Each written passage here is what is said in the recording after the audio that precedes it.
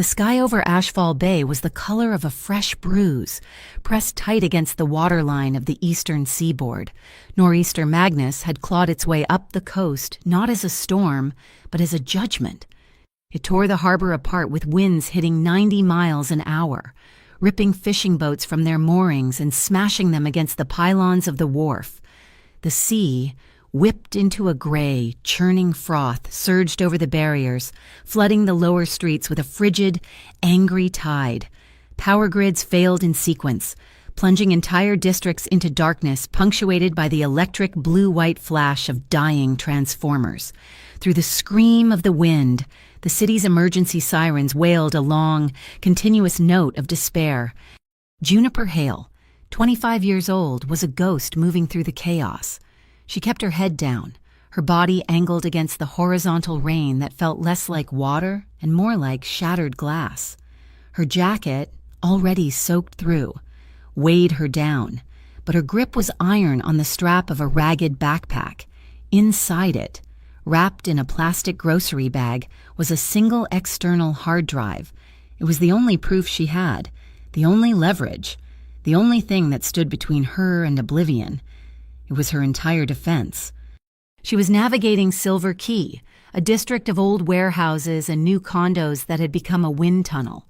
Debris siding, garbage lids, shattered glass cartwheeled down the flooded avenues. Juniper's breath hitched in her chest, a ragged sob that the storm instantly stole. She was running on reserves that had emptied hours ago. Her ankle turned on a submerged curb, and she stumbled, catching herself, pushing forward. She didn't know where she was going, only that she had to keep moving. She reached an intersection where the traffic lights swung dark and dead. She tried to cross the wide median, a concrete divider slick as if it had been greased. Her foot slipped. Juniper went down hard, her body slamming against the concrete. She felt a sharp, searing pain as her forearm scraped against the rough edge, tearing skin, blood, warm and immediate, bloomed on her arm, instantly diluted by the driving rain. She tried to push herself up, but her limbs felt heavy, disconnected. The shriek of the wind filled her ears, drowning her own labored breathing. Her vision blurred, the streetlights at the far end of the quay dissolving into hazy, swimming stars. Headlights cut through the deluge, two piercing beams of white light that belonged to something heavy and impervious. A black armored SUV, the kind that didn't just drive through a storm but dominated it, parted the rising water like a shark. Inside, Caspian Rourke watched the wipers fight a losing battle against the downpour. He was returning to his waterfront estate, his mind on logistics, on ships rerouted, and on the delicate, dangerous process of restructuring the Rourke Syndicate into a legitimate global logistics enterprise. His driver, Cade, slowed the vehicle. "Boss, someone's down, on the median." Caspian's first instinct was a cold, hard shield. Problems belonging to other people were quicksand. Involvement was a vulnerability he had spent a lifetime eradicating. His rule was simple: do not engage. He looked past the woman, toward the blue sparks erupting from a transformer box just yards away from her. The thing was spitting electricity, a frantic, deadly pulse. He saw her then, not just as a problem, but as a person, curled into a fetal position, shaking, one arm bleeding onto the wet concrete. She was small, drowning in the gray. The transformer sparked again, violently. His rule fractured. He didn't look at Cade or his other man, Ilya. He just spoke, his voice a low command that cut through the storm's roar inside the cabin. "Get her in the car. No calls." The two men were out in an instant, shadows moving with practiced efficiency. Juniper felt herself being lifted, a sensation so sudden and disorienting she hadn't the strength to fight. Hands, strong and impersonal, secured her. A moment later, she was being pushed into the back of the SUV, onto heated leather. The door slammed shut with the heavy, final sound of a vault closing. The sudden silence was deafening, the storm reduced to a frantic, muffled drumming on the roof, like 1,000 hammers trying to get in. The SUV accelerated, its engine a deep thrum beneath her. She saw the speedometer needle climb as they sped through streets that were now shallow rivers. She shivered, the cold seeping into her bones, but the heated seat was a strange, localized warmth against her back. They didn't slow. The vehicle approached a massive set of wrought iron gates set into a high sea-wall. The floodgates parted smoothly, and the SUV climbed a steep drive.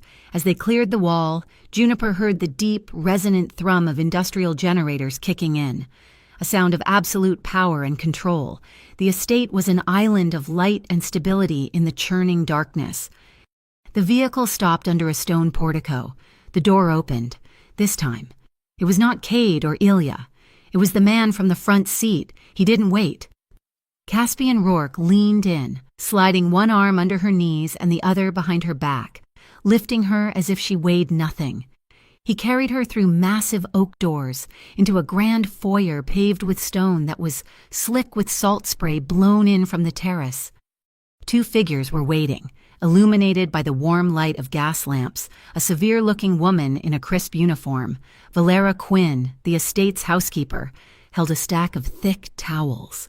Beside her stood a man with the calm, assessing eyes of a professional. Dr.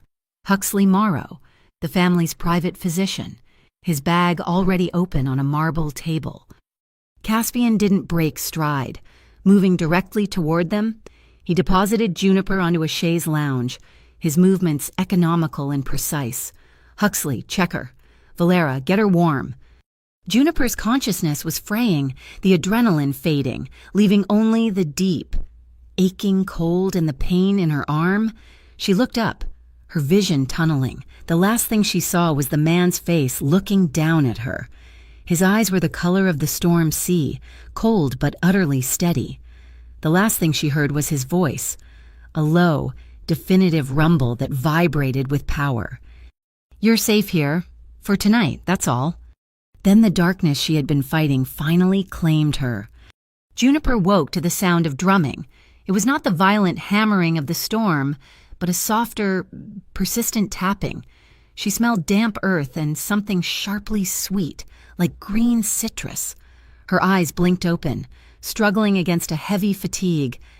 She was not in the street. She was in a bed, impossibly soft, buried under a thick down comforter. Above her, a ceiling of reinforced glass streamed with rainwater, the sky a churning, bruised purple. She was in an attic conservatory, a glass house perched at the top of the mansion, surrounded by potted citrus trees and climbing vines whose leaves pressed against the glass. The storm felt distant now, its scream muted to a low, continuous rumble. She looked down at herself. Her clothes were gone. She was dressed in a heavy, dark sweatshirt and matching sweatpants, the fabric soft and warm, but ridiculously large on her. Her left arm throbbed with a dull, steady ache. Lifting it, she saw it was clean, and a precise, white bandage was wrapped expertly around her forearm. A shadow moved near the doorway. Caspian Rourke stood there, a silhouette against the lighted hall. He moved into the room, not making a sound on the stone floor. He still wore the dark, impeccably tailored suit from the SUV, but his tie was gone and the top button of his white shirt was undone.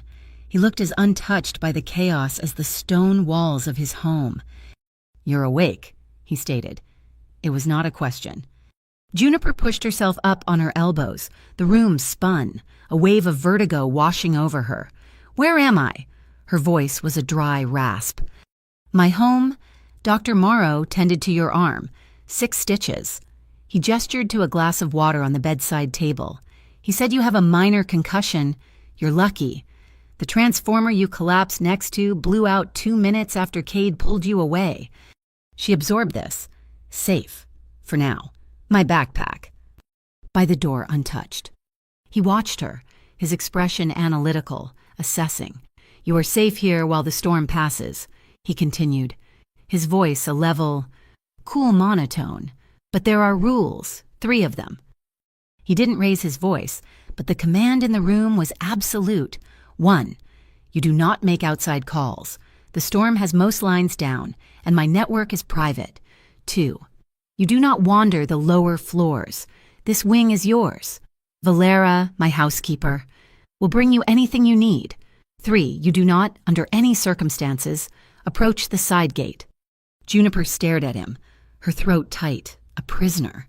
In exchange, Caspian said, you have shelter, you have dry clothes, and you have the doctor's attention. You stay until Magnus passes. Then you leave. A sudden, brilliant flash of lightning illuminated the glass house, turning the room into a stark, negative image. It was followed almost instantly by a crack of thunder so loud it seemed to shake the very foundations of the house. Juniper did not scream. She reacted without thinking. It was a violent, full-body flinch, a trained response. Her hands flew up to cover her head, her spine bowing as she braced for an impact, for the sound of shattering glass and screaming. Caspian's eyes narrowed. He recognized the movement. It was not the simple panic of a civilian. It was the ingrained, muscle memory reflex of someone accustomed to sudden, violent trauma. She caught herself an instant later, forcing her hands down, her cheeks burning with embarrassment. She clenched her fists on the comforter. "You're used to chaos," he observed, his voice quiet. Juniper looked away, toward the rain lashing the glass. "I was a volunteer EMT during the pandemic," she said, her voice small. "I got used to sirens, to the sounds of the city falling apart. I thought I was... But this..." She swallowed. "This storm feels different." "Why were you in it?" he asked. The question was sharp, direct, cutting through her defense. "Silver Key was under an evacuation order 6 hours ago. You were running..." She thought of the hard drive. She thought of Damon. She hugged her knees to her chest. "I was avoiding an ex." It was the truth, but it was a dangerously small part of it. She would not say his name. Not in this house. Not to this man. The glass walls of the conservatory shuddered under a particularly vicious gust of wind, the sound like a low moan. Caspian watched the tremor in her hands. When he spoke again, the hard, transactional edge in his voice had softened, just a fraction. "Silver Key isn't safe tonight," he said. "The seawall breached an hour ago. The lower streets are under 5 feet of water. You stay here. You're safe here until it passes." It was still in order, but the intention had shifted. It was no longer about containment. It was about protection. The door opened again, and the housekeeper, Valera, entered. She was an imposing woman, her gray hair pulled back in a severe bun, but she moved with a quiet efficiency. She carried a thick, quilted garment and a pair of new, heavy-duty boots. "This is an electric heating cloak," Valera said. Her tone was professional, her gaze observational, not curious. She was cataloging, not judging. "And these are new waterproof boots. Don't argue. They are from logistics stock." She placed them neatly on a wooden chest at the foot of the bed. Juniper felt a desperate need to be on her own feet, to reclaim some small measure of control. "Thank you. I just need..." She swung her legs over the side of the high bed. The moment her feet touched the cold stone floor, the world dissolved. The vertigo from the concussion, combined with exhaustion and adrenaline crash, hit her like a physical blow. The room tilted, her vision blacking out at the edges. She pitched forward, a gasp leaving her lips. He moved with a speed that defied his calm demeanor. Before she could fall, Caspian was there, his hand clamped firmly around her upper arm, his grip like a steel band, instantly grounding her. He didn't pull her to him, didn't exploit the weakness. He simply held her upright, a solid, immovable object anchoring her in the spinning room. The contact was brief, powerful, and defined by its clear boundary. He held her just long enough for the vertigo to recede, then released his grip as she found her balance. "Slowly," he commanded, his voice low. From the doorway, Cade, the driver, appeared. He set a large stainless steel thermos and a battery-powered shortwave radio on a side table. "Hot cocoa, ma'am? Boss." He nodded once and disappeared. Juniper sat back on the edge of the bed, her hands trembling. The radio crackled to life, already tuned. It wasn't a news station. It was a private dispatch frequency, A gravelly voice was calmly coordinating tugboats, demanding status reports, rerouting a massive container ship named the Rourke's Honor away from the shoals. It was a glimpse. This was not just a rich man in a fortress.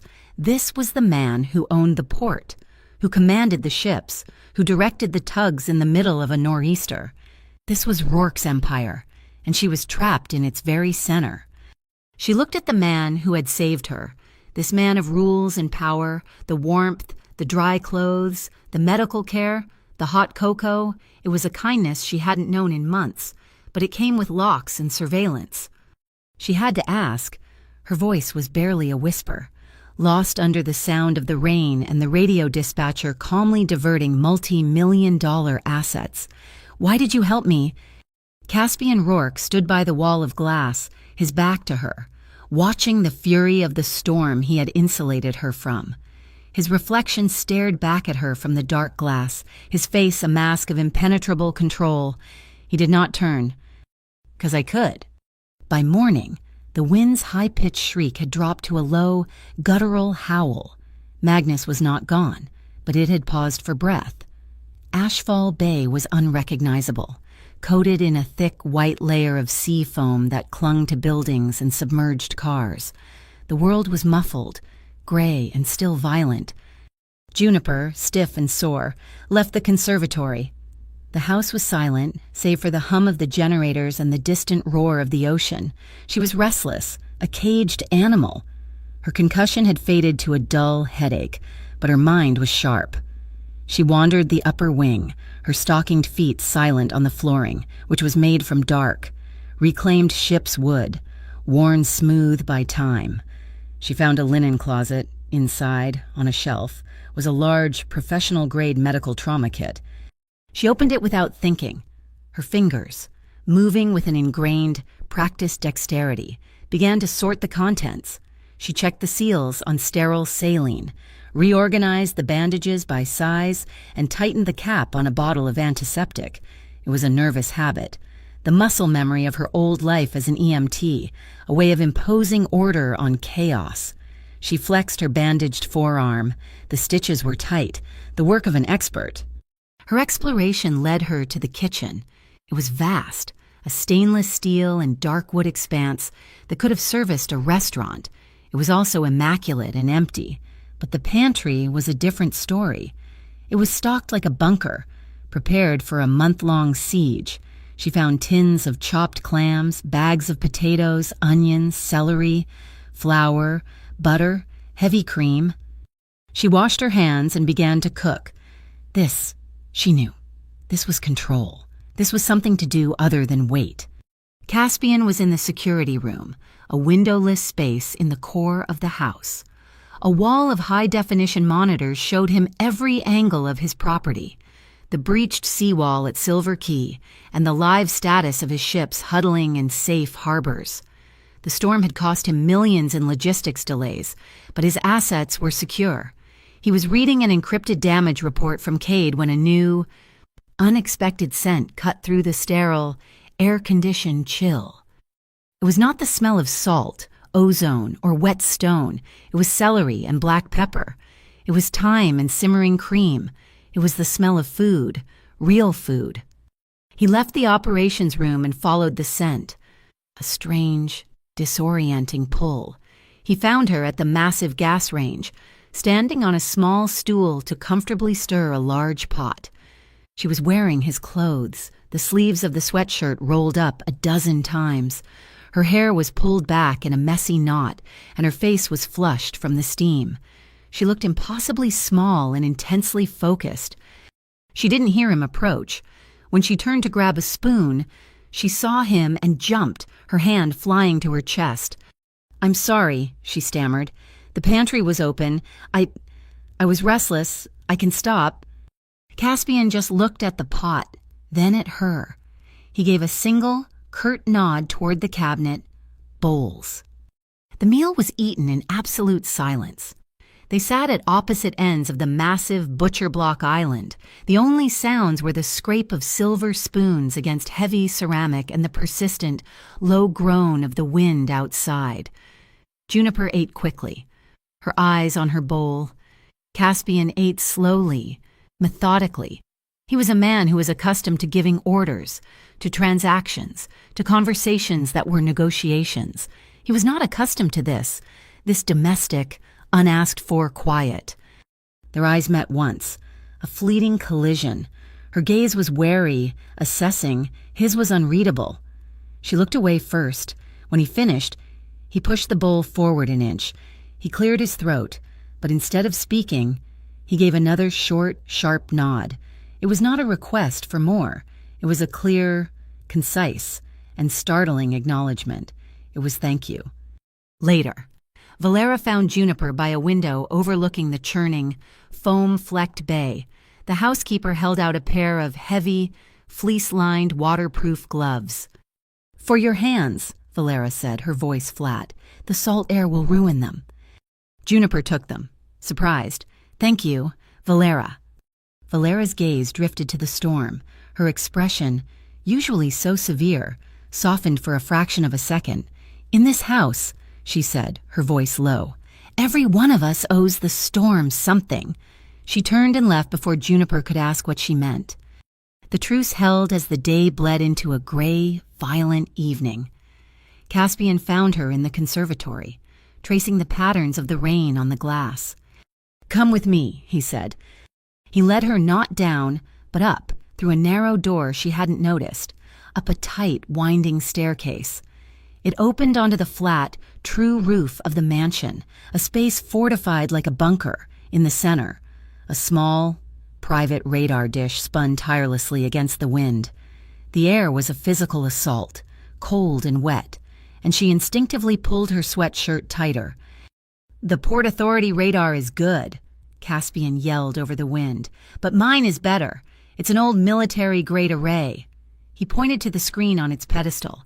"I use the weather patterns to predict shipping routes, how the currents will shift, or the channels will dredge or silt up. Knew a storm like this was coming 3 weeks ago." He looked out at the sea, his profile harsh against the gray sky. "I grew up on those docks. We were so poor. We lived on a trawler that barely floated. I learned to read the sky before I learned to read a book. That's how you get an edge. You see what's coming when everyone else is just looking at what's here." It was a confession, a piece of his past, offered up as plainly as the radar array. The unexpected vulnerability broke something open in her, staring at his hands, braced on the railing. She spoke.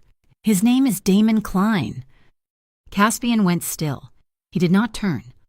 "My ex," Juniper continued, her voice gaining a desperate strength. "He's a coordinator for the 7th Pier crew. He launders their money. He thinks I have proof." She stopped, her hand unconsciously moving to her stomach, as if protecting the hard drive that was no longer there. She didn't mention the drive. "He was stalking me. He said he wouldn't let me go. That's why I was running." Caspian turned his head slowly. He looked at her, his eyes searching her face in the gloom. He didn't ask what proof. He didn't ask for details. The admission hung in the air, swallowed by the storm. He just nodded. "Once. Now, you are here." He took her back inside, but the house had changed. Later, Juniper saw Cade, no longer driving, but standing watch at the end of the hallway. From the conservatory window, she saw a new, small red light glowing in the alley below, an infrared camera. The house was no longer just a shelter from the storm. It was a fortress, and its walls had just closed around her. Night fell. The generators, pushed to their limit for over a day, sputtered. The lights in the conservatory flickered, buzzed, and died, plunging the glass house into a suffocating, absolute darkness. The only light was the distant, eerie blue flashes of the failing city grid. Juniper gasped, a raw sound of animal fear. Her breath hitched, coming in short, panicked pants. The darkness was a living thing. The same darkness from the alley where Damon had first cornered her. She heard a soft click, a gentle, vinyl hiss. A moment later, the low, mournful sound of a saxophone filled the room, followed by the soft shh-shh of brushes on a snare drum. Caspian was there, a dark shape near a cabinet she hadn't noticed. He had put a record on a turntable. He didn't turn on a flashlight or a lantern. He just let the vintage jazz bleed into the dark. The music was slow, measured, a heartbeat in the black. He moved to stand a few feet away from her. "Breathe with the drums," he said. His voice was a low rumble, a new anchor in the dark. Juniper closed her eyes, forcing herself to listen. She focused on the steady, gentle rhythm. Thump, thump. Shh, thump, thump. Shh. She drew in a shaky breath, held it, and let it out, matching the beat. The saxophone wept, but the drums were steady. Her panic, sharp and acidic, slowly receded, replaced by the music. Hours later, the storm still howled, but inside, the only sound was the static of the needle in the record's final groove. Juniper had fallen asleep, curled into a deep, leather armchair, the house blanket Valera had given her slipping from her shoulder. Caspian sat at a desk, reviewing logistics manifests by the light of a single, battery-powered lamp. He looked over and saw her. He stood, his own body aching with fatigue. He walked to the chest and picked up the quilted, electric heating cloak. He moved quietly, draping it over her, tucking it around her small frame. His gaze fell on her hand, resting on the arm of the chair. Even in the dim light, he could see the angry, red cracks on her knuckles from the wind and salt. He hesitated. Then, with a lightness that belied his strength, he brushed his thumb over the back of her hand. It was a ghost of a touch. Gone before it could register. He pulled the cloak over her hand, sealing in the warmth, before returning to his watch. The rhythm of the house shifted on the second day. The storm still raged, but a new, more dangerous pressure was building inside. It began with the quiet, encrypted buzz of Cade's phone. He read the message in the security room, his face impassive, and showed the screen to Caspian. The Bureau of Interstate Racketeering Control, a new, ruthlessly efficient federal task force, had just launched Operation Cold Mooring. It was a multi-agency sweep targeting every shadow network on the eastern seaboard. Caspian Rourke's name was high on their list. Caspian stared at the message, his jaw tightening. "They're 2 steps behind," he said, his voice a low growl. "They think this is about the old routes. They don't see the restructuring." "They're being pointed, boss," Cade said. "This smells like a setup." "It is," Caspian said. "There's a leak. Someone inside is feeding Damon Klein's crew my clean shipping manifests. The 7th Pier is using my legitimate routes as cover, running their contraband right under my name. Burke gets an anonymous tip. They raid my clean ship, and I take the fall. I'm squeezed from both sides." "Ilya," Cade asked, his voice low. "Ilya is too clean, too perfect," Caspian mused. "Keep him close. For now, we find the source." Juniper was not in the conservatory, restless. She had found her way to Caspian's private study, a room of dark wood, leather, and the faint, clean smell of old paper and sea charts. He hadn't forbidden her this room. He had been working at the desk, a massive screen on the wall displaying a complex logistics map. He had been called away by Cade, and the screen remained active. She was drawn to it, fascinated by the intricate web of shipping lanes. A sidebar on the screen showed cargo details for a ship named the Astra. She saw a digital image of a shipping container, and on its side, a stenciled logo, a stylized phoenix rising from a wave. The blood in her veins went cold. She flashed back, a memory so sharp it made her gasp. Damon's cramped, humid apartment, him hunched over his laptop, the screen glow casting his face in a sick, blue light. He'd been angry, yelling at her. "I don't care what you think. Junie, just print the damn invoices. It's just a logo for a new client." He had turned the screen. She saw an email. Attached were dozens of invoices, all bearing that same emblem of phoenix rising from a wave. She stared at Caspian's screen, the pieces clicking into place with a sickening lurch. The hard drive in her backpack. It wasn't just random proof she had stolen in a panic. Damon had been using her, making her print decoy invoices, creating a false paper trail. He wanted this proof to exist. The hard drive wasn't just a shield, it was a lure. It was a weapon he had intended to use. And now she had brought it directly into the home of the one man he was trying to frame. A sudden, sharp clatter from the hallway, the sound of silver hitting stone. Juniper spun around. Valera stood in the doorway, a silver tray and the shattered remnants of a water glass at her feet. The housekeeper's face was ashen, her professional calm completely shattered. It was the most terrifying thing Juniper had seen since the storm began. "Ma'am," Valera whispered, her eyes wide with a fear that was not for herself. "Sir, there is someone at the fence line. Zone 4. Caspian was in the hall instantly, Cade at his side. "On screen," Caspian ordered. Cade was already manipulating the feeds in the main security room.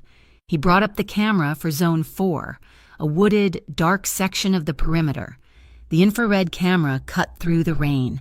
A figure in a black rain slicker was half hidden behind a utility box.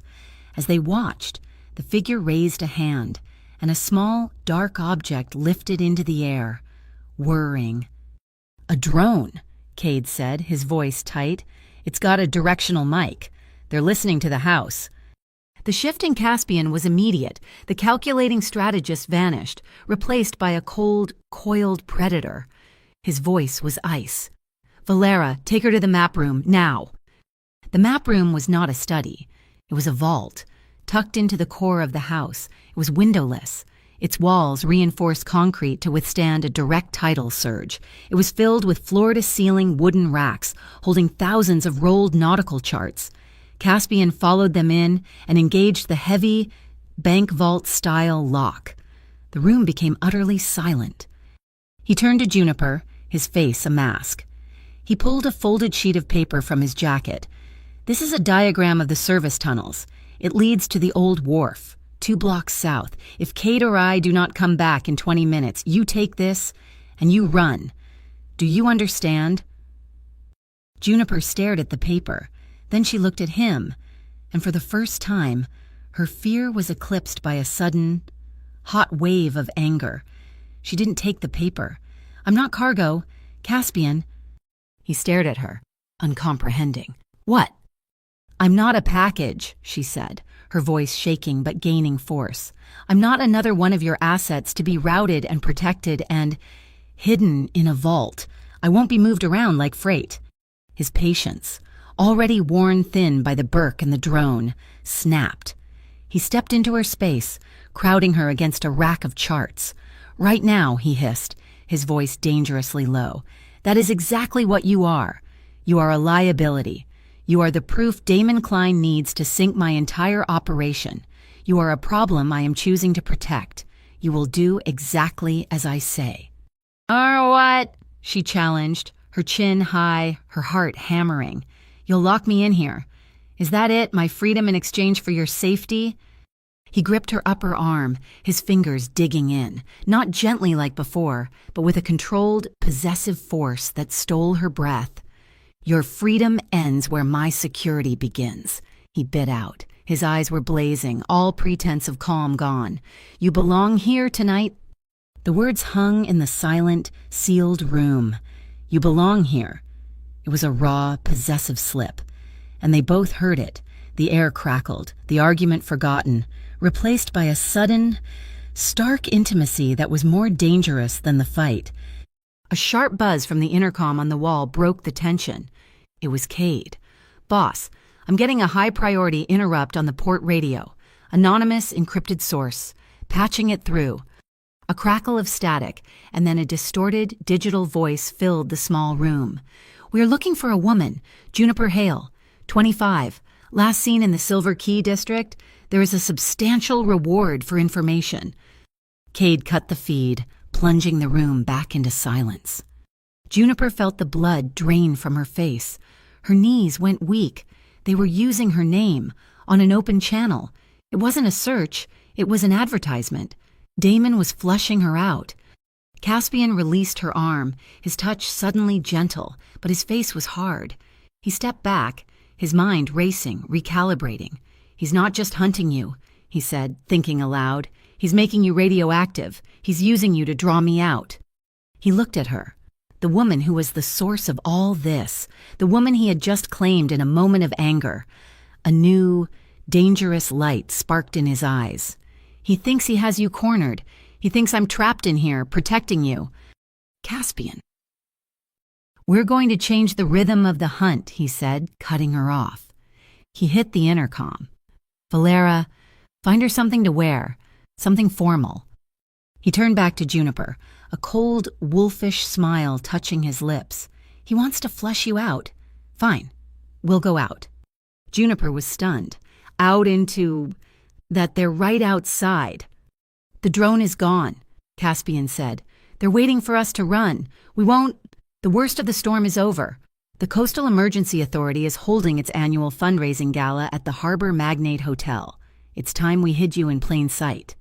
Far across the city, in a dark van filled with surveillance equipment, a BARC agent pulled off her headphones. "Sir, Rourke's team just added 2 names to the gala's security list, Caspian Rourke and Juniper Hale." A calm female voice replied over the comms, "Agent Argent Tide, what's your recommendation?" The agent's voice was cool and steady. "We hold our position. Sir, let Rourke be the magnet. Let him lead us directly to Damon." The Harbor Magnate Hotel was an arc of light and civilization, while Ashfall Bay outside was still a landscape of wreckage and dark water. The grand ballroom was a world of impossible, defiant luxury. Thousands of crystal pendants dripped from the chandeliers, refracting the light. The scent of white lilies and orchids was thick in the warm air. A grand piano played a slow, minimalist jazz piece. Caspian Rourke entered as if he owned the room. In many ways, he did. He moved with a quiet, devastating confidence. At his side, Juniper Hale was a study in contrasts. Valera had given her a simple, sleeveless sheath dress of dark wool that clung to her form, and a long, matching coat. Her hair was pulled back, her face scrubbed clean, the exhaustion replaced by a high wire, adrenaline-fueled brightness. Her eyes were sharp, bright, and deeply wary. She missed nothing. Heads turned. Whispers followed them. Caspian Rourke, the myth of the harbor, never attended galas, and never with a woman no one recognized. He did not stop to speak to anyone. He led her directly to the center of the room, to the small, polished dance floor. He turned, placing one hand on the small of her back, the other taking her hand.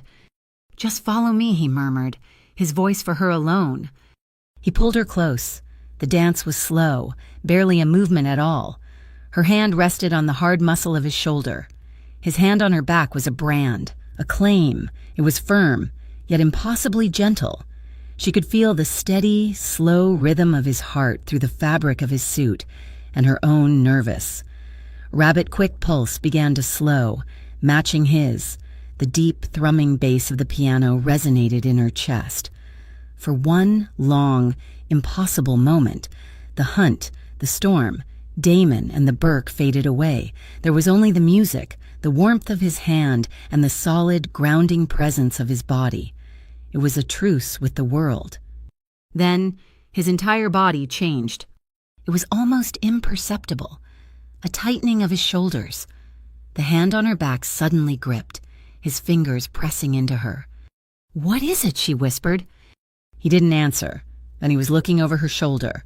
He pulled back just enough for her to see his phone, which he held in his other hand. It was a text from an unknown number. It was a picture, a candid shot of her, standing by the piano, her head turned toward him. It had been taken moments ago. Underneath it, a simple line of text, "Looking good, Junie." His eyes, when they met hers, were no longer the color of the sea. They were the color of ice, dark and lethally cold. The truce was over. He guided her off the floor, his hand never leaving her back, a shield against the room. "Cade, the suite, now." The penthouse suite was as secure as the map room. Cade and Ilya swept it first, checking every corner, every vent before Cade gave a curt nod and sealed the door behind them. Taking up a position in the hall, Juniper walked directly to the massive floor-to-ceiling window. The rain had returned, a driving, angry sheet against the glass. The city lights below were a fractured, glittering smear. She was breathing too fast, the old panic returning. She felt him come to stand behind her. He did not touch her. They stood in silence for a long moment, their reflections staring back at them from the dark.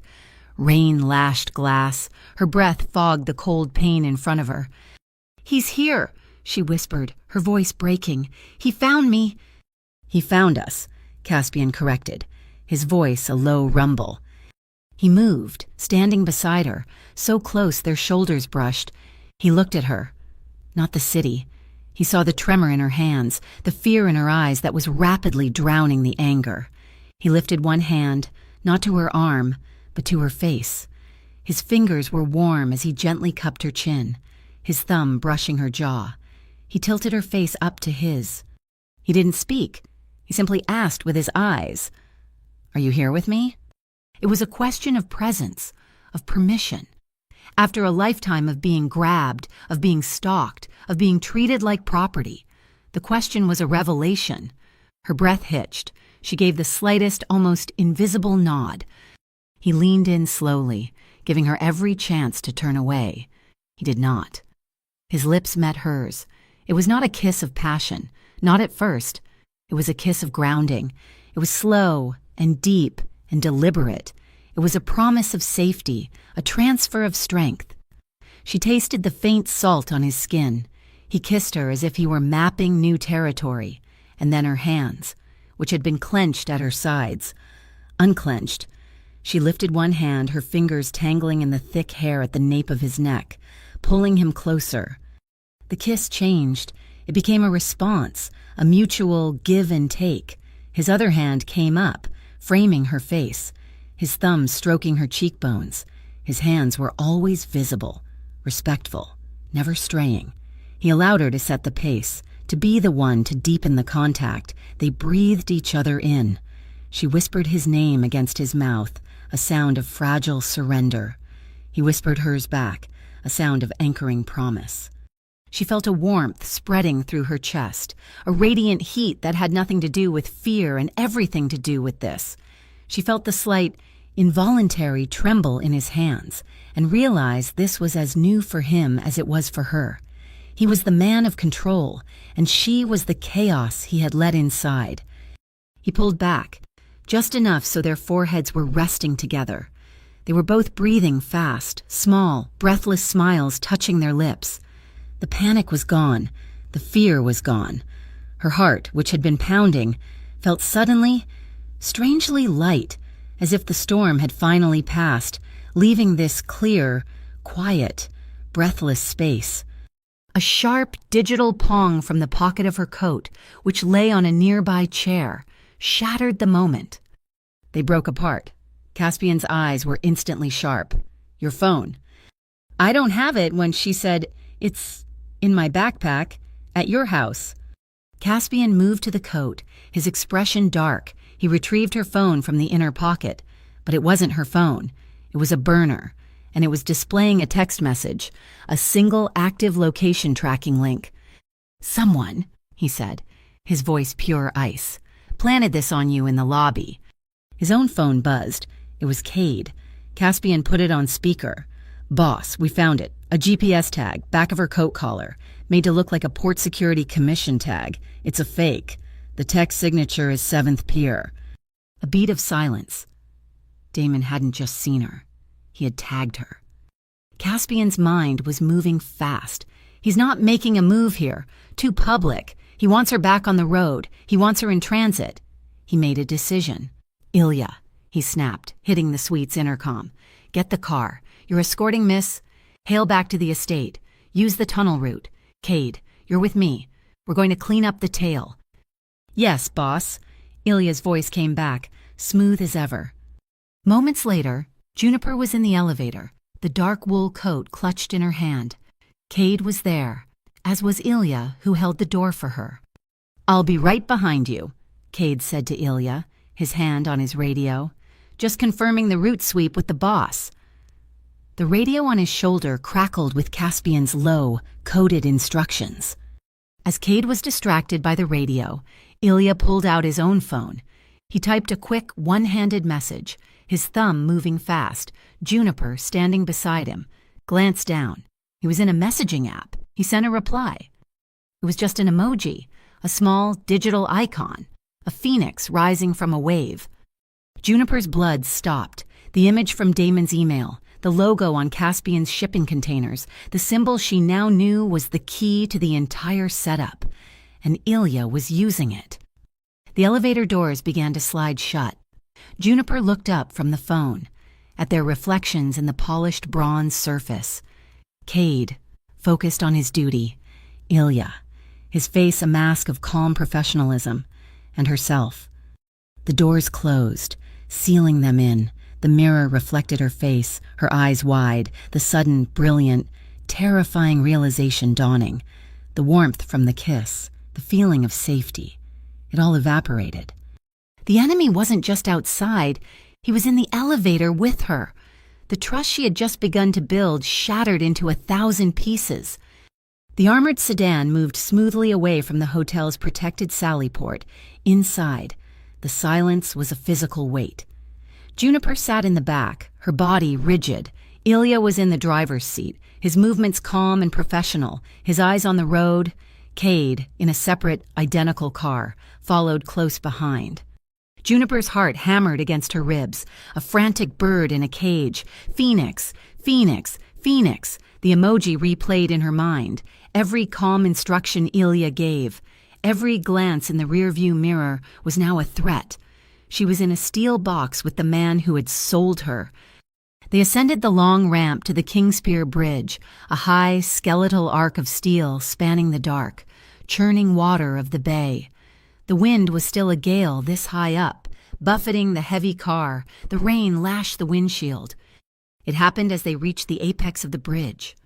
A heavy-duty pickup truck, its headlights off, lunged from a construction lane, cutting them off. It wasn't a stop, it was an assault. A barrage of thwacks peppered the sedan. It wasn't gunfire.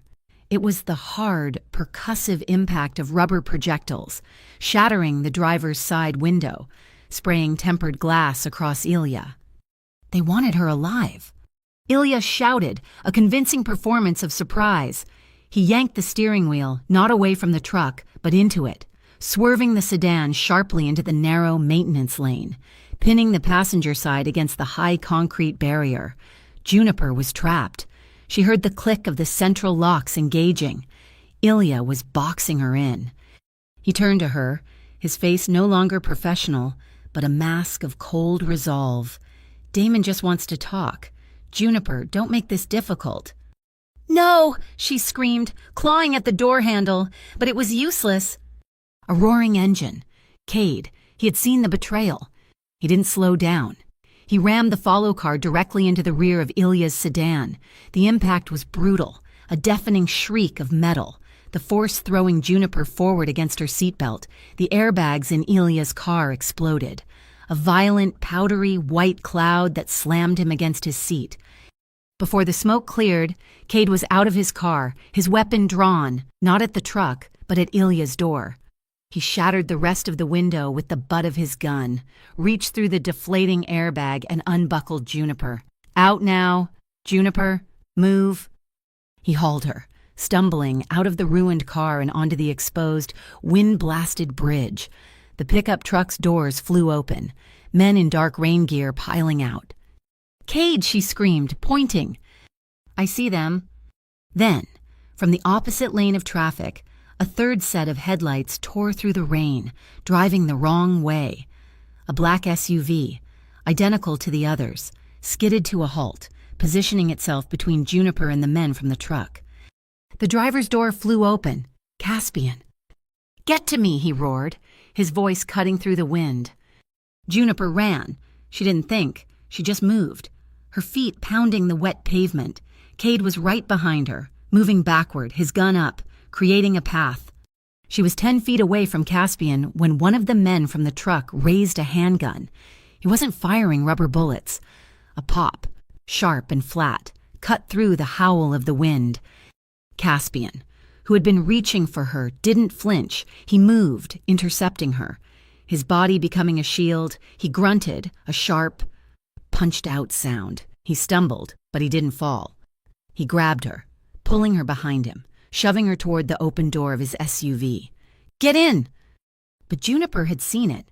In the flash of the headlights, she saw the dark, wet stain spreading rapidly on the sleeve of his dark suit. Not his shoulder, not his chest, his left bicep. Bright, arterial blood pulsed, mingling with the rain. The switch in her was instant. The fear vanished, replaced by a cold, sharp focus. The EMT took over. "You're hit." "I'm fine," he growled, pushing her again. "Get in the car." "No," she snapped. Planting her feet, she grabbed his arm, her fingers finding the wound. It was a clean through and through.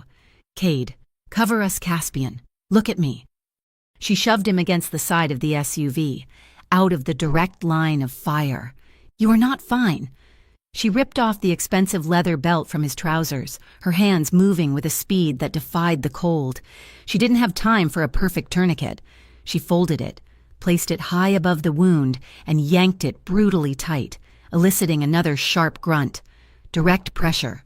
Use your other hand. Squeeze it. Hard." She saw his eyes, glazed with shock, begin to clear, focusing on her. "Good," she commanded. "Keep looking at me. Breathe with me. In for 4. Hold for 7. Out for 8. Do it." He did. She saw the tension in his jaw as he fought the pain and followed her command. "Cade," she yelled. "Your phone. The 2-factor one now." Cade, while exchanging suppression fire with the men, tossed it to her. She caught it. Her fingers, slick with rain and Caspian's blood, punched in a number. "Huxley, it's Juniper. Caspian's been hit. Gunshot. Upper bicep. Arterial bleed. I've got a makeshift tourniquet. I need a full hemostatic kit. O negative. And a trauma setup at the north gate. We're coming in hot. 10 minutes." She hung up. Tires screamed. 2 more black cars, decoys, appeared from nowhere, tearing onto the bridge and swerving toward the 7th Pier crew, drawing their fire. "Our exit," Caspian managed, his voice strained. "This way," Cade said, grabbing her, supporting Caspian. "No cars, tunnel." Cade forced open a heavy steel plate on the bridge's pedestrian walkway. It revealed a dark, narrow ladder descending into the bridge's infrastructure. "Go, Juniper, he's right behind me." She went, plunging into the darkness. It was a cramped metal tube, a technical tunnel filled with conduits and the smell of rust and cold, damp iron. Caspian followed. His breathing labored. Cade came last, sealing the hatch above them. They were in a maze, lit only by the emergency lights, the sound of the storm a distant, metallic echo. They moved for 5 minutes, emerging into a vast dark space, an old, decommissioned Rourke warehouse at the foot of the bridge. It was a cavernous place, stacked high with dormant container cranes and acres of empty shipping containers. Cade secured the door, then vanished into the shadows to circle back, to hunt. Juniper pushed Caspian to sit on a stack of wooden pallets, his back against a cold steel container. She checked the belt. It was holding. He was pale, shivering, but his eyes were sharp, focused on her. "You did well," he said. "It's what I do," she said, her voice still sharp. She looked at him, the man who had just taken a bullet for her. "Ilya," she stated. "It was Ilya." Caspian nodded, the movement stiff. "I'm restructuring," he said, his voice low, rough with pain. "Cutting out the shadow routes, moving the entire syndicate to clean, legitimate logistics. It's a 2-year plan." He looked down at his bleeding arm. Ilya was old guard. He didn't want to go clean. He was selling my clean manifest to Damon. Damon was using them as cover, running his own dirt, framing me, forcing me to stay in the mud to protect myself. Ilya. He set us all up. Juniper absorbed this, the full, ugly truth. It all made sense. The logo, the hard drive, the trap. He had taken a bullet because his own man had betrayed him. She knelt in front of him, her hands resting on his knees, just to feel the solid reality of him. Her anger was gone, replaced by a cold, hard resolve. She looked into his pained, steady eyes. Then we'd drag him into the light. He looked at her, a spark of something surprise, admiration in his gaze. He reached out with his good hand, not touching her, but just holding it in the space between them. The warmth radiating from his body was not just from the fever of the wound. It was the only heat in the vast, cold, metal space. And she leaned into it, no longer afraid of the cold.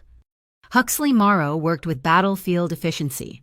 He had stitched the entry and exit wounds on Caspian's arm, pumped him full of antibiotics and fluids, and strapped the arm tightly to his chest. Caspian was now in the map room, pale, furious, and radiating a pain he refused to acknowledge. He was drinking black coffee, his good hand drumming a silent, angry rhythm on the oak table. Juniper sat across from him.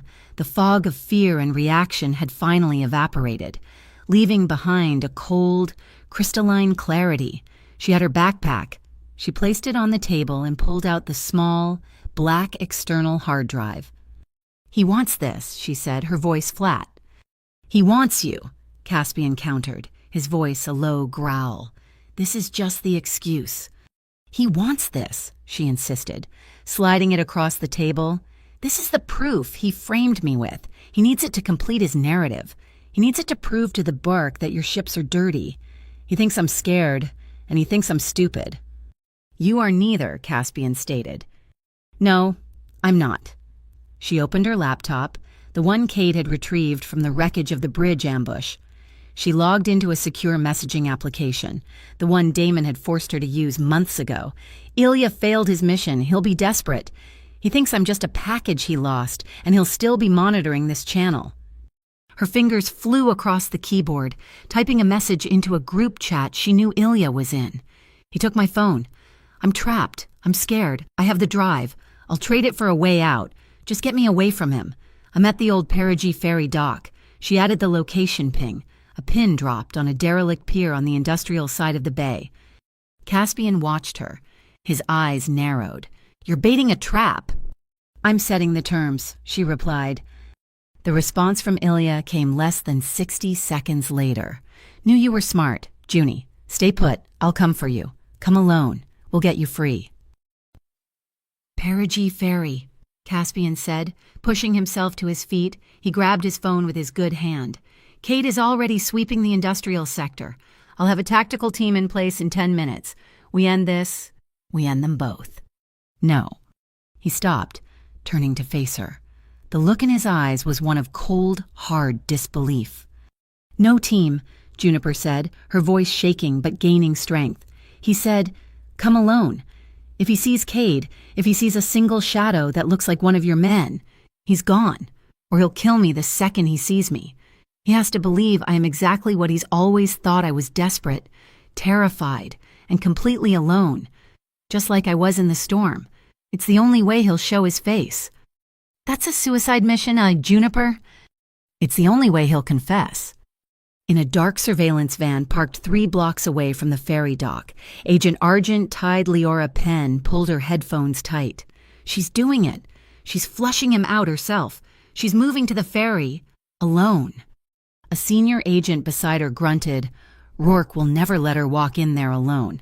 He'll sanitize the place. He'll liquidate Ilya before we get a word of usable evidence." "Hold position!" The static-laced voice of their supervisor came over the comms. "We do not engage unless Miss Hale's life is in imminent danger. We need the confession on tape. We need the meat. Stand down." The Perigee Ferry dock was a graveyard of rotting wood and rusted metal. The skeletons of old boats listed in the black. Oily water. The rain had softened to a cold, penetrating drizzle. Juniper walked onto the long, decaying pier, the wind whipping her wet hair across her face. In her hand, she clutched an empty hard drive enclosure, the plastic slick with rain. Ilya stepped out from the shadows of a defunct, boarded-up ticket booth. He had shed his Rourke syndicate suit, now wearing dark jeans and a heavy jacket, an attempt to look like a civilian, a savior. He smiled, a practiced, reassuring expression that made her skin crawl. "Junie, you did the right thing. he said, his voice dripping with false warmth. He walked toward her, his hands open and visible. She flinched, playing the part. "Where's Damon you said you'd get me out?" "He's not far. We're getting you out of Ashfall Bay tonight, away from him." Ilya gestured back toward the city skyline, toward Caspian's estate. "Caspian will bury you. You know, he'll keep you in that glass house like a pretty, fragile bird. He'll never let you go. You're a witness, a liability. Damon. He's offering you real freedom." Juniper looked down at the empty plastic case in her hand. She let out a small, shaky breath. He respects me." Ilya laughed, a short, sharp bark. "Respect.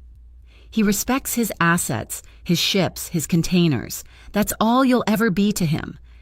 "No," she said. She looked up, her eyes clear and cold, locking with his. She wasn't acting anymore. "Last night, in the hotel."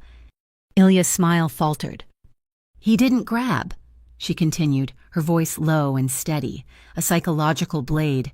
"He didn't demand, he didn't take." She was remembering the kiss, the question in his eyes, the way his hands had cupped her face, the way he let her be the one to pull him closer. "He waited.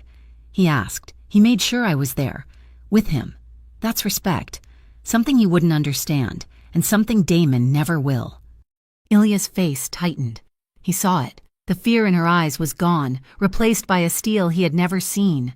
He saw, in that instant, that he had lost, that she knew everything. His hand twitched toward the pocket of his jacket. "She always was too clever for you," a new voice snarled. Damon Klein emerged from behind a stack of rusted lobster pots. He was wired, thin, his eyes darting nervously. He was not holding a gun. He was holding a small, black device with a glowing red panel and a keypad, a pulse emitter. "You just had to make it complicated, didn't you? Junie," Damon spat. "Give me the drive." "Damon, what is that thing?" Ilya asked, his eyes on the device. "Insurance," Damon laughed, a high-pitched, ugly sound. "Rourke's new legitimate empire is all digital. Every asset, every dollar, every contract, all tied to a central server. This little toy is keyed to the die packs in his digital vaults. One pulse, and I wipe him out. I send his entire operation back to the Stone Age. I will liquidate him and send this whole bay into chaos." He was bluffing, but he was desperate enough to try. "The drive, Juniper. Now." "It's right here," she said, holding out the plastic case. She was stalling. The BOARC van was 300 yards away. Their directional mics were powerful, but she needed Damon's full confession. "You get this, and you let me go. You let us both go." "Sure, Junie, sure," Damon said, his eyes fixed on the drive. "Just tell me, what did you tell him? What does he know about the burqa?" "He knows everything," she said, projecting her voice, letting the wind carry it. "He knows you and Ilya have been framing him. He knows you've been selling his clean shipping manifest to run your own contraband. That's what's on this drive. All of it, the invoices, the ones you made me print. It's all right here." "She's lying, grab it," Ilya shouted, his panic rising. Damon lunged, but Ilya, desperate to prove his value, snatched the hard drive from Juniper's hand first. "I've got it. Damon, I have it. I told you I could deliver her." He fumbled with the plastic casing, his cold, wet fingers slipping. I can't." "It's empty," Juniper said, her voice quiet. Ilya ripped the plastic shell in half. It was hollow. 2 pieces of black plastic. Nothing inside. He stared at them, his face a mask of confusion, then absolute terror. Damon's face contorted into a mask of rage. "You," he roared, turning on Ilya, raising the emitter like a club. "You set me up. You were working with her this whole time." "No, Damon, I swear, I didn't know." Damon lunged at Ilya, shoving him to the ground. The 2 traitors, the snake and the rat, began to scramble on the wet, slippery pier. Damon's gun was out. He pointed it at Ilya's face. Juniper backed away slowly, her job done, the trap sprung. In the distance, a sound cut through the drizzle, low, deep, and powerful. The horn of a cargo ship, signaling its approach to the harbor. But it wasn't a cargo ship. It was Cade. It was the signal. The rescue was here. The deep, resonant blast of the ship's horn was not a warning. It was a trigger.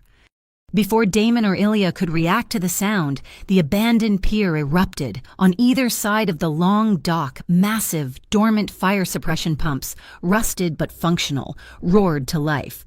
Caspian and Cade had activated them from a control box in the warehouse. 2 thick, pressurized columns of seawater blasted across the pier, not aimed at the men, but at the air above them. The water hit the rusted support beams of the ferry terminal, atomizing into a blinding, impenetrable wall of mist and spray. The world dissolved into a chaotic roar of water and noise. Damon yelled, but the sound was stolen.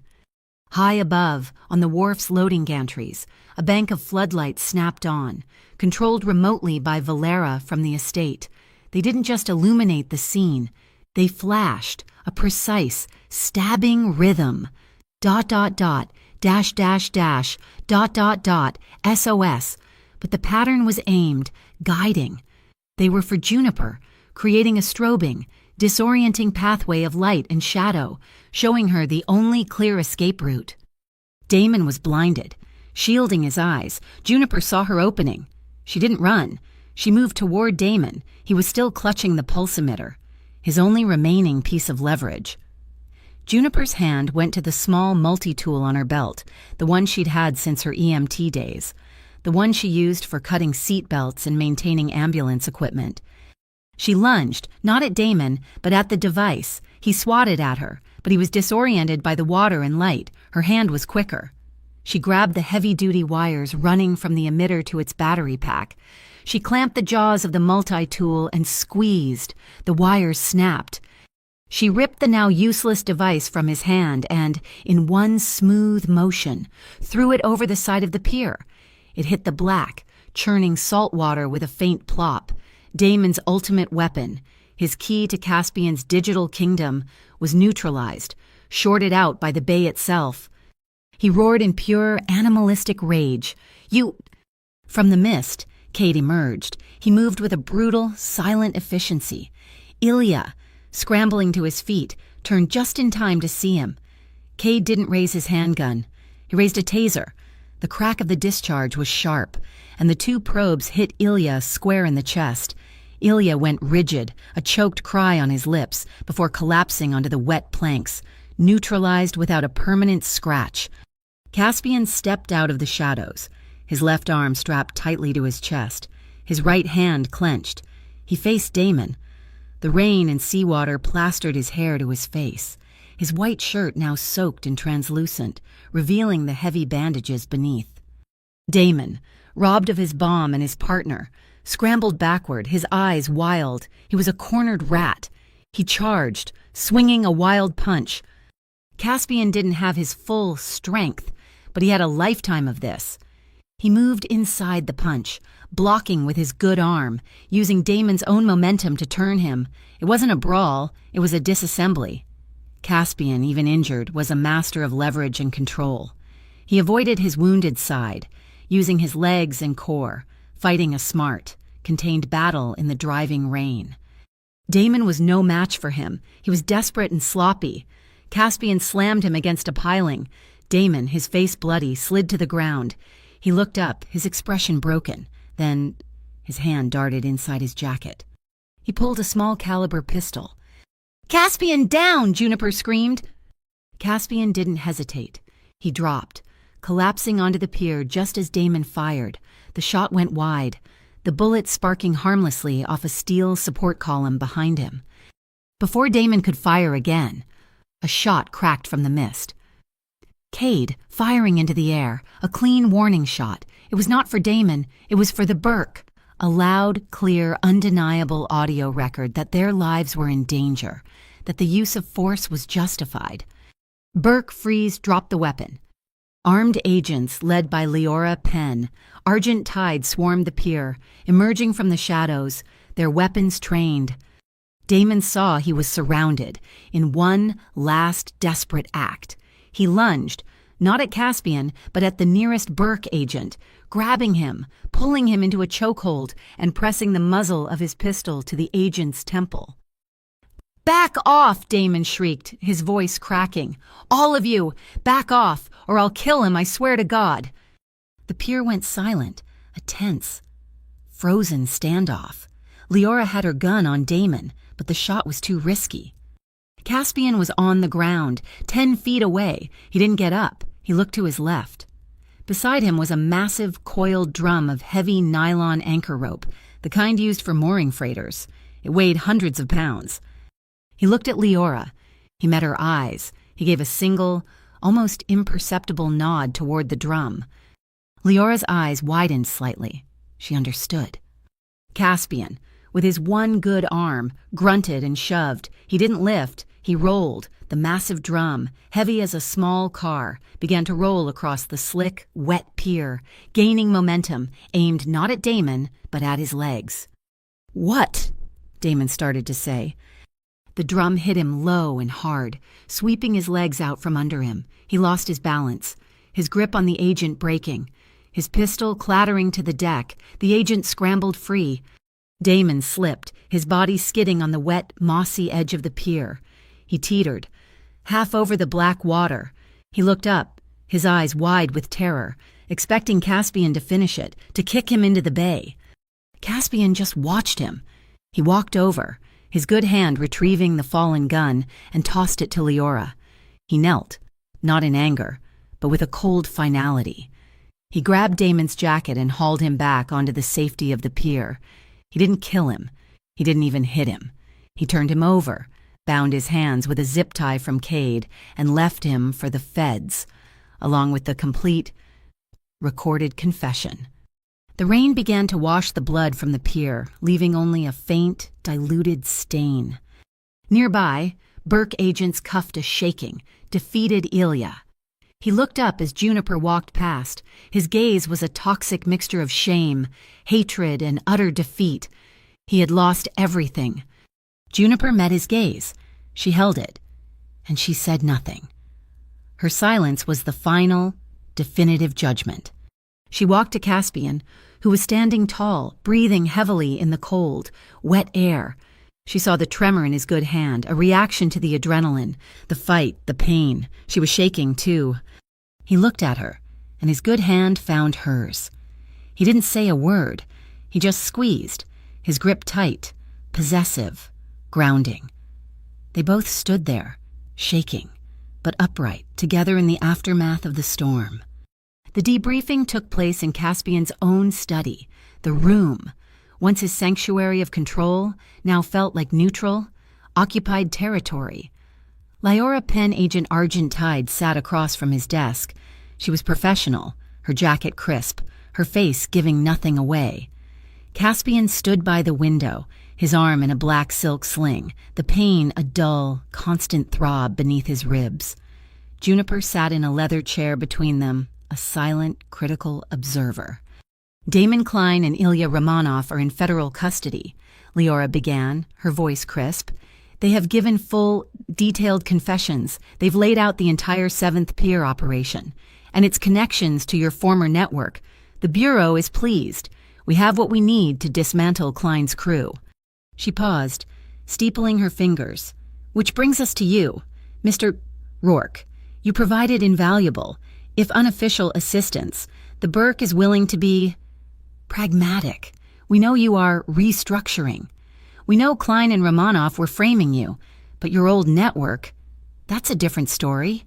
It's a house of cards we've wanted for a long time. This was it, the negotiation. Caspian remained silent, his gaze fixed on the harbor. Here is the offer, Leora said. You give us the rest of it. The old routes, the offshore ledgers, the retired contacts, full, voluntary cooperation. In exchange, the BARC will focus its resources on the evidence you provided.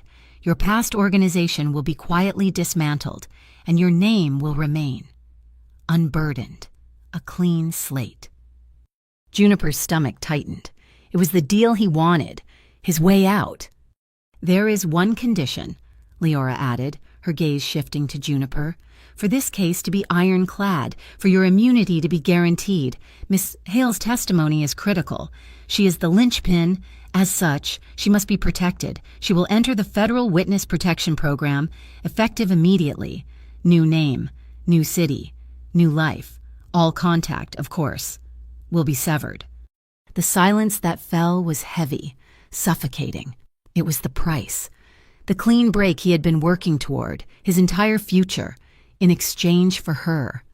Juniper looked at Caspian's back. She saw the tension in his shoulders, the rigid line of his spine. She understood. He had to take it. She had been the chaos that blew into his life, and now she was the one thing standing between him and the legitimacy he craved. She would not be his cage. Later, after Leora had left, they stood in the conservatory. The storm had finally broken, weak. Watery sunlight was beginning to filter through the clouds, painting the damp leaves of the citrus trees in a pale, hopeful light. Juniper was the first to speak. Her voice was quiet, but it didn't tremble. "You have to take the deal, Caspian." He turned slowly. His face was pale, etched with fatigue and pain. "I will not." "Yes, you will," she insisted, walking toward him. "This is your restructuring. It's your way out. It's what you wanted before I ever fell on your doorstep. I won't be the reason you stay chained to the past."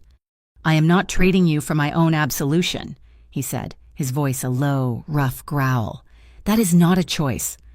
"Don't you see?" she pleaded, her hands clenching at her sides. "This is the one thing I can do. I can give you that. I'm good at disappearing. I was doing it when you found me. I'll be safe."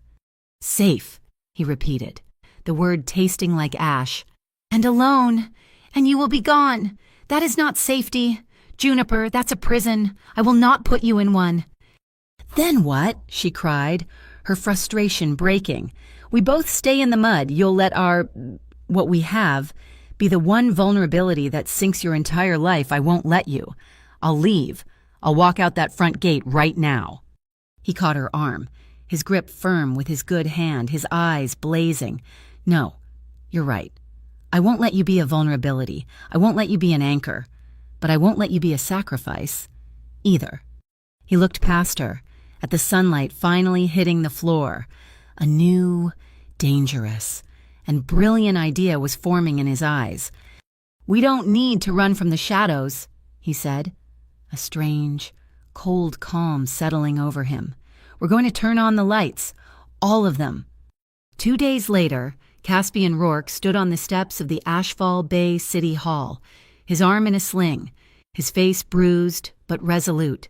He was surrounded by a stunned, frantic press corps.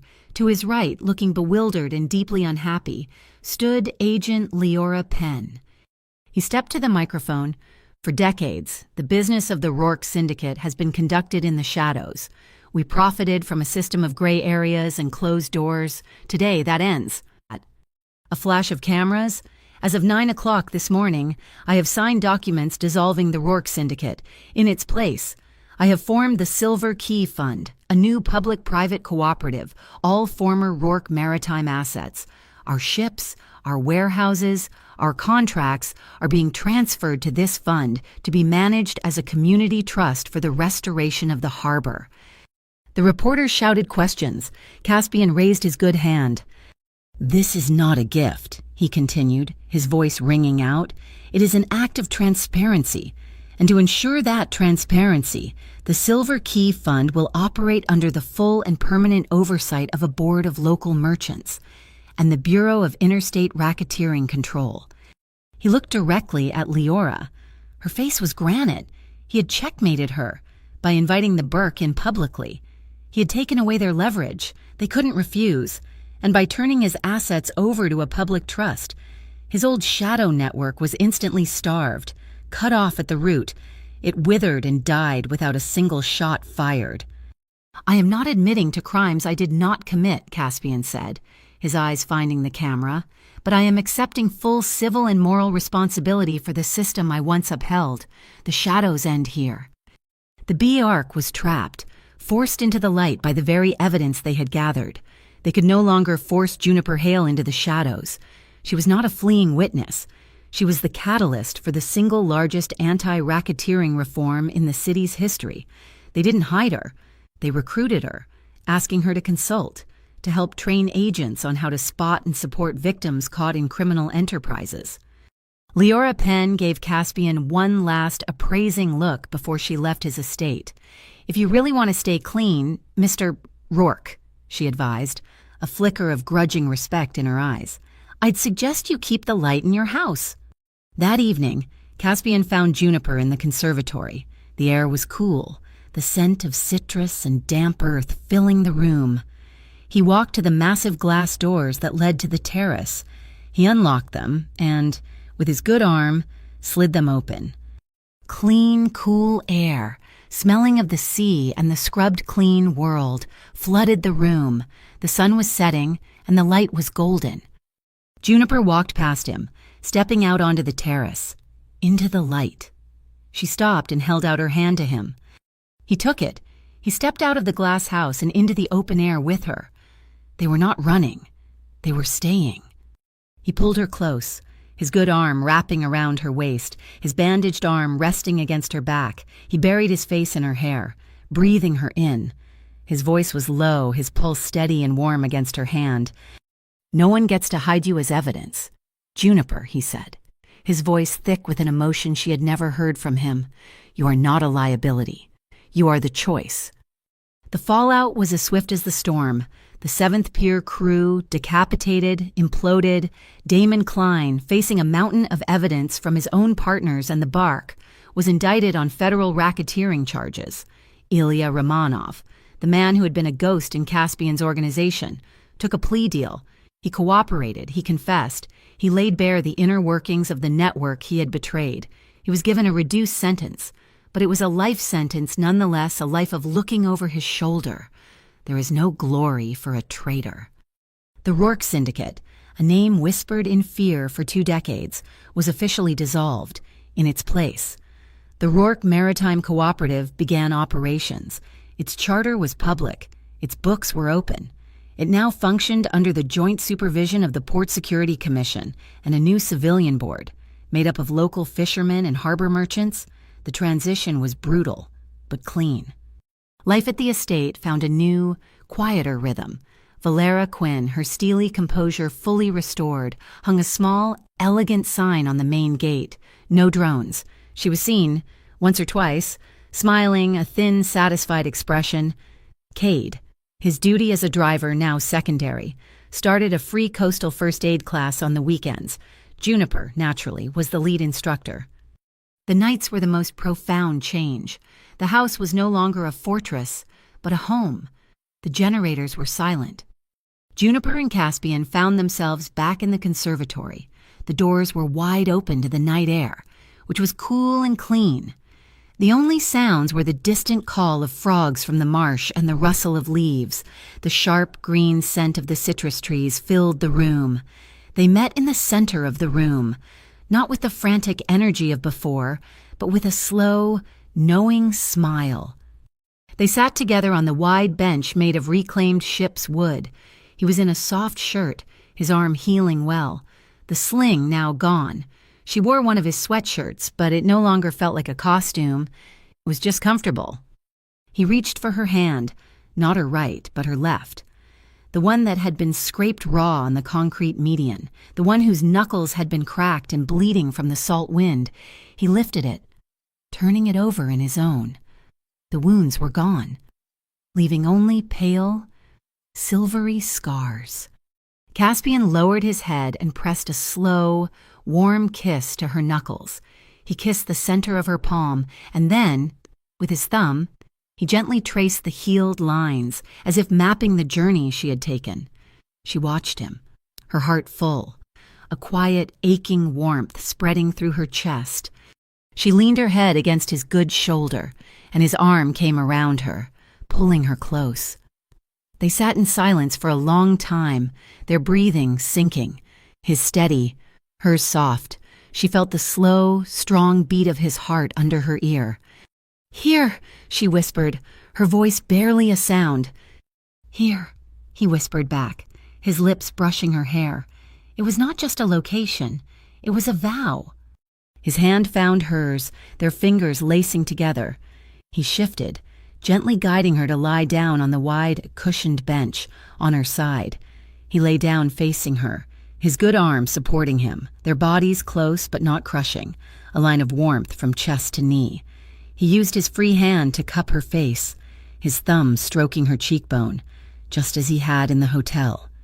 But this time, there was no fear, no window, no storm, no Juniper, he murmured, as if the name itself was a revelation. She brought her own hand up, her fingers tangling in the thick, soft hair at the nape of his neck. She pulled him closer, until their foreheads rested together. They just breathed, sharing the same air. Then, he kissed her. It was a long, slow, deep kiss that held no desperation, only discovery. It was a kiss of presence, of absolute, shared, mutual consent. It was the quiet, profound language of two people who had seen the worst and had chosen to stay. She smiled against his lips, a small, choked laugh of pure, unadulterated relief. He kissed the smile, and she felt the answering rumble of his own laugh in his chest. They held each other, their limbs tangled, his hand stroking her back, her fingers tracing the line of his jaw. It was an intimacy built not on passion, but on a foundation of respect, a shared fight, and an earned peace. The next morning, the sunlight was bright, the sky a sharp, clear blue. They were outside, by the new seawall. Between them was a small, young olive tree. They worked together, their hands in the rich, dark soil, planting it deep in the ground, a symbol of a peace that was meant to last. When they finished, they were both streaked with dirt, sweat glistening on their foreheads, mingling with the salt from the sea breeze. The BIARC officially signed the memorandum ending the first phase of their inspection. Leora Penn stopped by, not as an agent, but as an observer. She handed Juniper a simple business card. "When you need to keep the lights on," Leora said, "you call me." Caspian did one last thing. The old warehouse, the dark, rusted place where they had hidden, where Juniper had patched his wound, was gutted.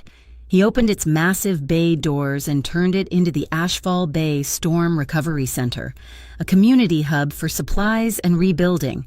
Juniper, standing beside him, designed its first program, Safety in Your Hands. She taught self-defense and emergency trauma care to the women of the Key. She was no longer running. She was teaching others how to stand their ground.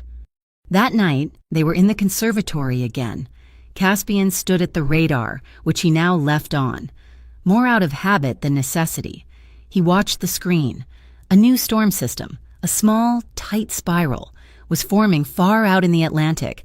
It was just a smear of green on the screen. It held no threat. He felt Juniper come to stand behind him.